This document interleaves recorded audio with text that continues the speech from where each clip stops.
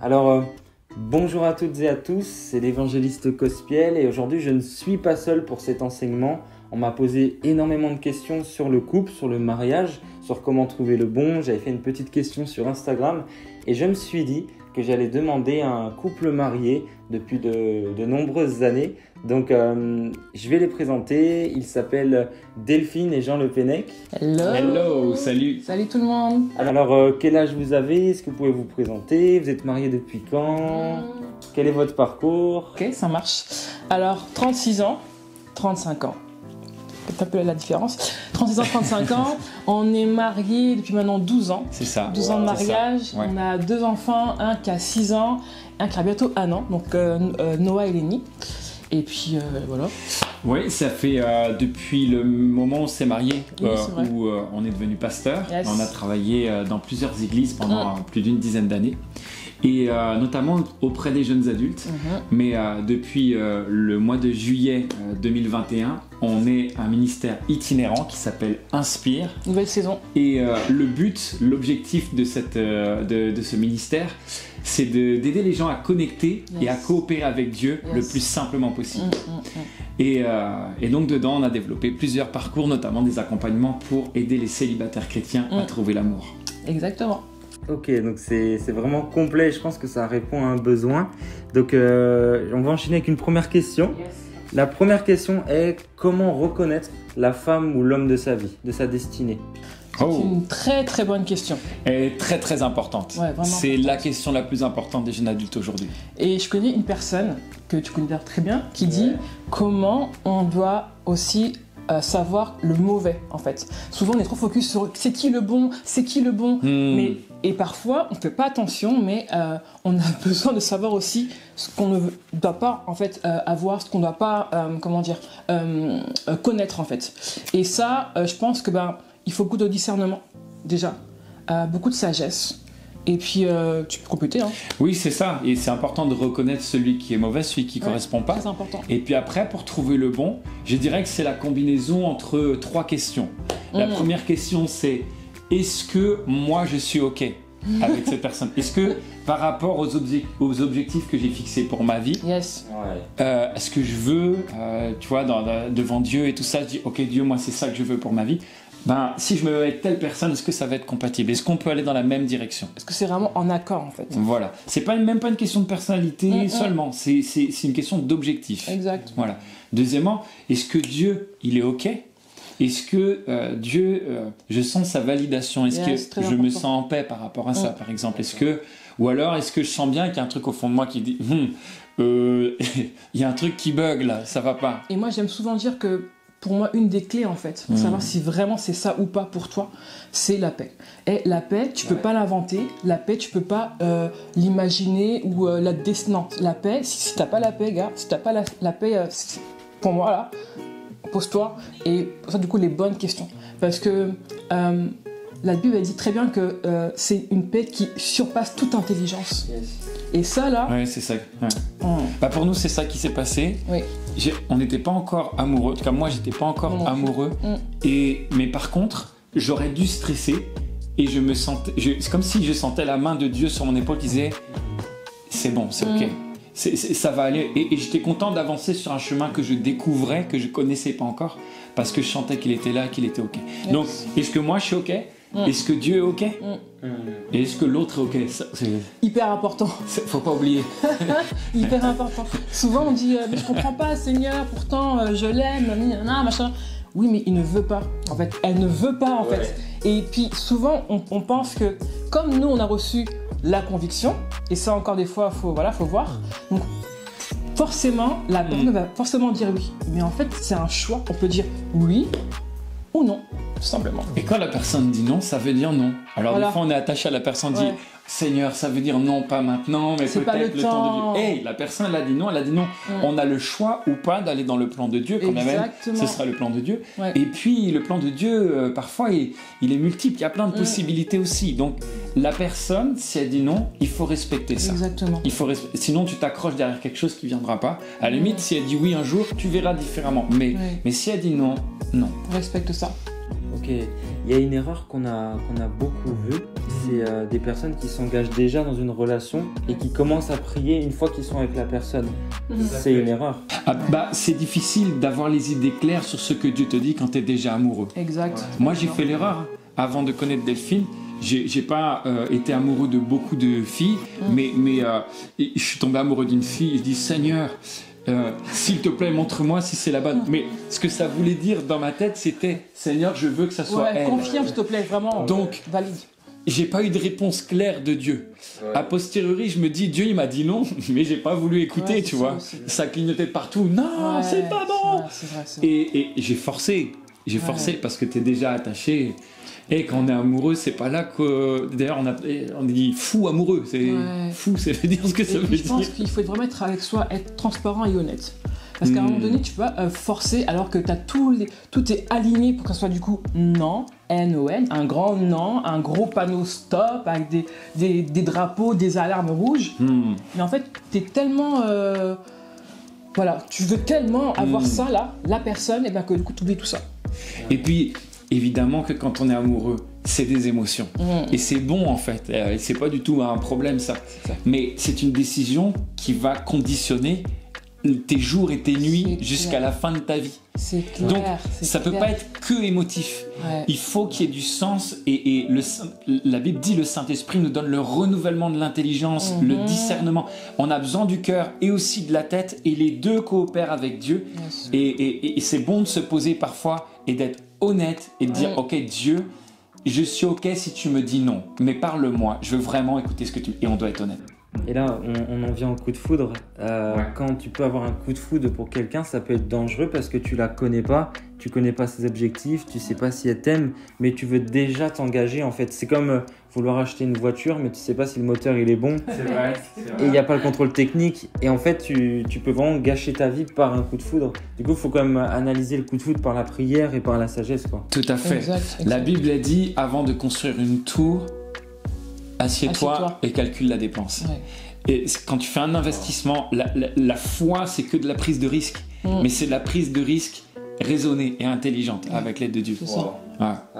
Donc c'est important pour le mariage, encore plus. Alors une autre question qui nous a été posée, c'est est-ce que l'homme doit toujours être plus âgé que la femme si on prend un petit peu l'histoire d'Adam et Ève. Adam était là avant Ève.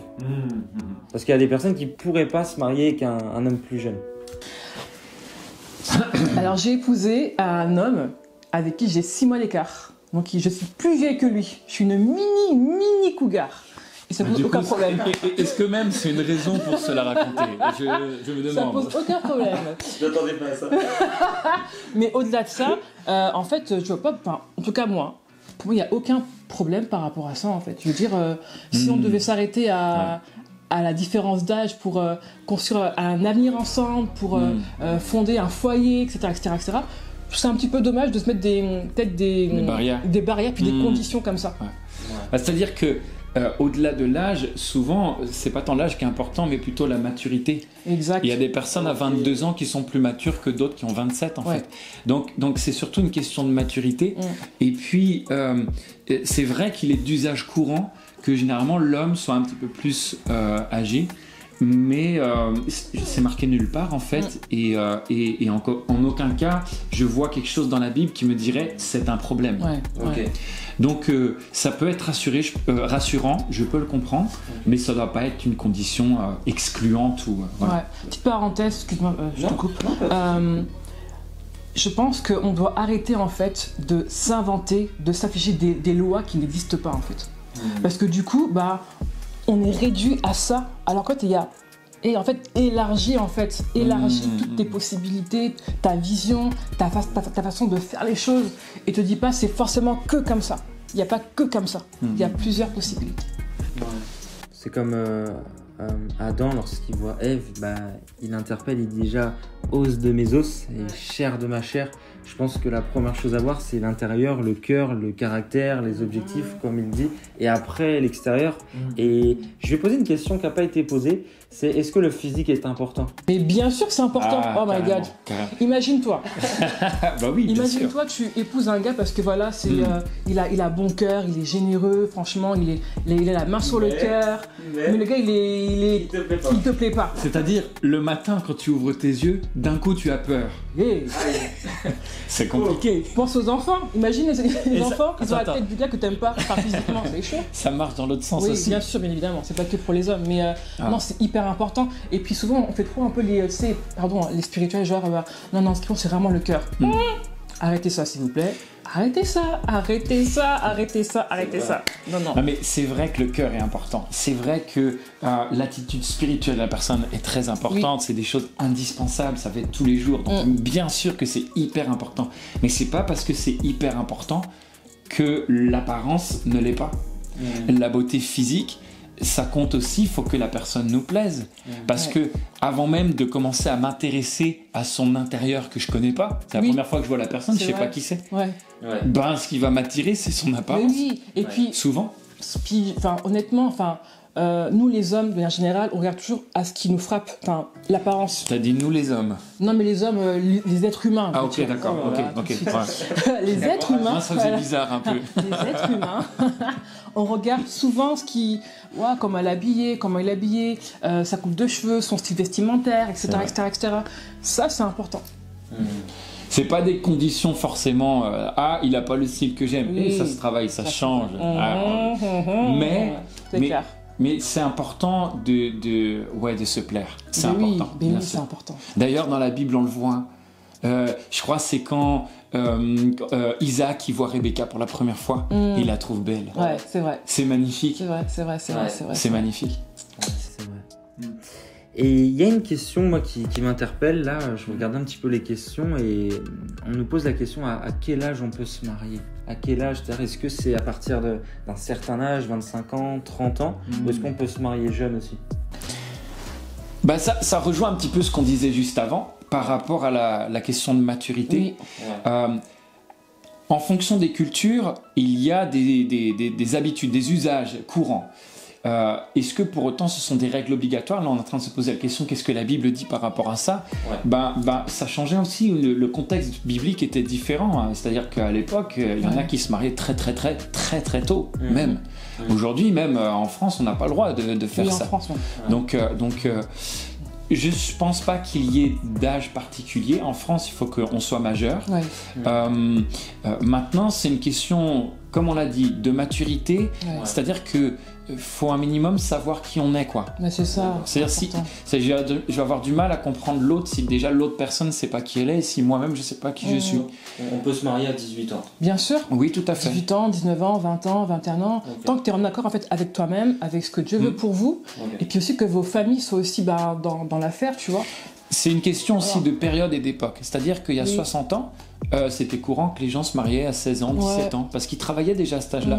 Alors qu'aujourd'hui, on travaille à 25 ans. Donc les gens se marient plus tard parce qu'ils n'ont pas encore les ressources nécessaires, etc. Généralement, ils attendent d'avoir fini les études. C'est pas du tout obligatoire, mais c'est une question de bon sens souvent. Puis il y a des familles qui veulent être très rassurées par rapport à ça. C'est normal. Donc en fait, on constate que l'âge a tendance à être un petit peu plus tardif. Aujourd'hui, peut-être autour de 25 ans à peu près.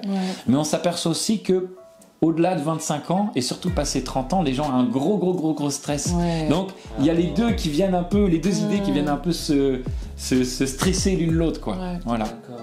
Donc il y a une question qui me vient tout de suite, c'est que est-ce qu'on peut se marier aussi après 30 ans, à 35 ans, 40 ans, qu'on n'a pas rencontré l'amour et... Bien sûr, en fait, on doit arrêter encore une fois de s'infliger en fait des choses, On te dira t'es pas marié, quand t'es une femme mariée. Et en fait, ça, il faut qu'on arrête vraiment. Vraiment, soyons bienveillants les uns envers les autres. Chacun a son parcours de vie, chacun a sa saison, chacun a ses fardeaux, a ses blessures, chacun a son avancement, et on peut pas infliger un âge précis, et si après l'âge précis tu n'es pas marié, c'est fini pour ta life. Mais à quel moment en fait? Et ça en fait c'est tellement blessant pour plein de personnes, c'est tellement stressant pour plein de personnes, mais vraiment soyons bienveillants les uns envers les autres. Les remarques du genre t'as 30 ans mais t'es pas marié, c'est trop bizarre, peut-être t'as ouvert une porte, peut-être tu fais pas le travail. mais peut-être que j'ai le droit d'être épanoui célibataire. Exactement. Absolument. Et j'ai quelque chose à construire seul, en fait, peut-être aussi. C'est-à-dire que je ne sais pas si les gens qui regardent, ça vous fait rêver peut-être Enfin, on a tous des parcours différents et ce qui nous arrive, c'est pas tout le temps ce qu'on aurait souhaité. Déjà d'une part. Donc, ça serait dommage de rajouter à un parcours qui n'est pas évident, la vie elle n'est pas évidente, la pression des autres, un soupçon de condamnation, de malédiction ou quelque chose comme ça. Mais non. Vraiment. Et puis même dans la Bible, il est parlé des veuves qui peuvent se remarier. Yes. C'est rare qu'on soit... Enfin, ça arrive malheureusement d'être veuve ou veuf dans la vingtaine, mais généralement c'est plutôt au-delà. Ouais, et puis c'est génial. On peut se remarier. Mais bien sûr. Exactement, donc en fait... il n'y a pas d'âge, limite, il n'y a pas de date de péremption. Mais maintenant, pour équilibrer un peu, est-ce qu'à 11 ans, 10 ans, 12 ans, 13 ans, on peut être en couple dans le contexte actuel? Ok, ce que dit la Bible, c'est l'homme quittera son père et sa mère. Il n'est pas marqué l'enfant quittera son père et sa mère. Okay. Donc c'est important, on revient à cette notion de maturité. Et puis après... Ça, c'est possible qu'il y en a qui ont déjà eu du coup à 11 ans être en couple et puis ils sont encore mariés, c'est super. Mais il faut savoir qu'on évolue entre 11 ans et 20 ans, il se passe des années, on change de façon de penser, de direction, on évolue aussi physiquement. Il y a plein de changements qui rentrent en compte. Donc, et puis même, on n'a pas de vie maritale dès 11 ans, 12 ans, 13 ans. Non mais c'est clair. Donc il faut apprendre à... Voilà, on développe l'amour, il faut être patient aussi. Enfin voilà. C'est clair. On a une question qui est: est-ce qu'on peut être en couple avec un non-croyant? Est-ce que c'est un péché? Waouh. Ça, c'est une question qui revient souvent et limite, c'est même un stress pour beaucoup de personnes en fait, cette question-là. On va y répondre. On a grandi en croyant que c'était un péché. Je vais être honnête. C'était l'enseignement que l'on avait reçu et qui a vraiment de bonne foi. Mais quand je regarde la Bible, je vois que quand par exemple on ne connaît pas le Seigneur en couple et l'un des deux se marie, l'un des deux se convertit, Dieu dit ne vous séparez pas dans la mesure du possible. Et je ne vois pas Dieu encourager une situation de péché. S'il y avait un problème de péché, je pense qu'il le dirait. Donc je ne crois pas que ce soit un péché. La deuxième raison pour laquelle je ne crois pas, c'est que malheureusement parfois lorsqu'on considère que quelqu'un est dans le péché, on va avoir tendance à lui mettre la pression et même à l'exclure de l'église. Mais pourquoi rajouter cette difficulté alors que tout le monde a besoin d'aller voir Dieu, quoi. Donc ça serait dommage d'avoir des mauvais regards et du jugement par rapport à ça. Et je trouve que ça fait du mal à beaucoup de personnes. Ce serait bien qu'on arrête ça. Par contre, il est certain que si c'est pas un péché, ça aura des conséquences. Parce que ça veut dire que la personne est en train de décider de se mettre en couple avec quelqu'un avec qui il ou elle ne pourra pas partager sa foi. Il faut savoir que chaque choix a des conséquences. Oui. Et en fait, quand tu fais ce choix-là, tu assumes les conséquences qui vont avec. Et souvent on dit mais je comprends pas Seigneur, mais pourtant j'ai prié et qui t'a forcé à être avec la personne? C'est pas Dieu, hein. C'est ton choix, c'est tes conséquences. Tant que tu assumes les conséquences qui vont avec. Voilà. Donc en fait, il y a la question de tu pourras pas partager ta foi avec la personne. Et peut-être qu'elle sera jamais sauvée. Donc c'est pas évident que la personne que tu aimes le plus sur la terre soit pas sauvée avec toi.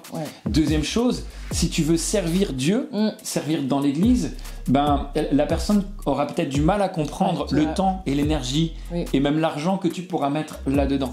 Donc ça risque peut-être de mettre des tensions potentiellement. Peut-être pas, mais peut-être. Et puis la troisième chose, c'est si Dieu vous donne la grâce d'avoir des enfants, tu pourras pas donner comme tu le désires, avec autant peut-être de conviction, mais un peu peut-être plus de retenue, l'éducation des enfants. En tout cas, il faudra vous poser la question. Et puis, même l'apôtre Paul, il dit, mais en fait, quand sais-tu, peut-être gagneras-tu ton mari. Oui, c'est vrai. Et peut-être pas. En fait, on a trois possibilités quand on se met avec quelqu'un. Peut-être la personne va être neutre, ou dit, c'est ta foi, je ne la partage pas, je te respecte. Mais je respecte. Peut-être qu'elle peut devenir hostile.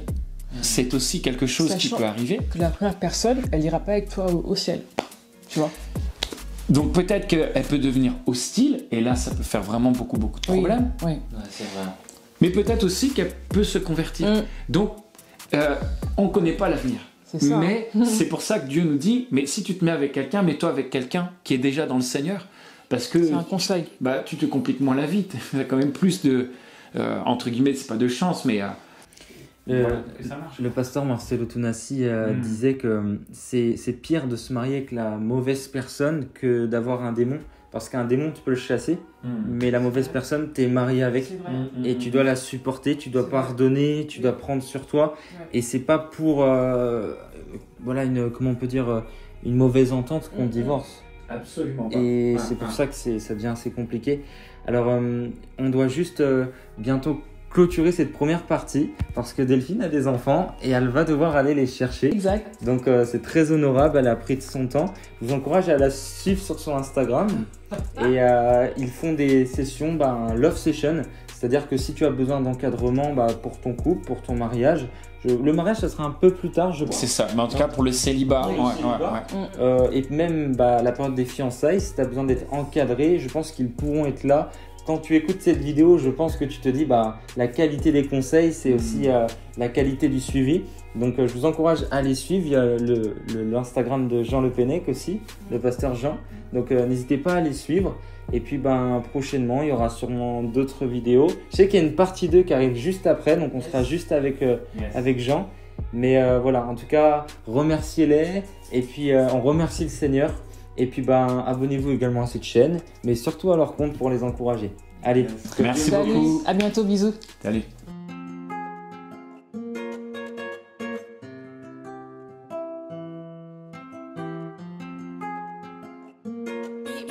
Heat Mac, you got the hit though. Heat Mac, you got the